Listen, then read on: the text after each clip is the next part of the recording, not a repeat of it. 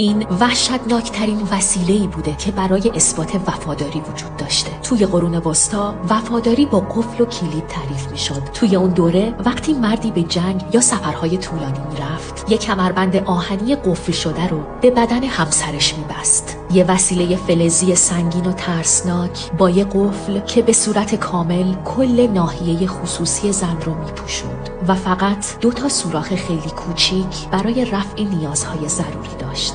و اطراف اون سوراخ‌ها پر از برجستگی‌های شبیه به تیغ بود تا جلوی هر نوع خیانتی گرفته بشه. و کلید این وسیله دست شوهر بود. یه زن ممکن بود ماه‌ها و یا حتی بیشتر از 1 سال توی اون وسیله زندونی بمونه بدون اینکه بتونه بازش کنه، حتی برای بهداشت شخصی. استفاده طولانی از این وسیله بیشتر مواقع باعث زخم، عفونت و درد خیلی شدید میشد و اگر کسی سعی میکرد بدون اجازه بازش کنه، غیر از اینکه به سختی زخمی میشد، یه مجازات وحشتناک در انتظارش بود.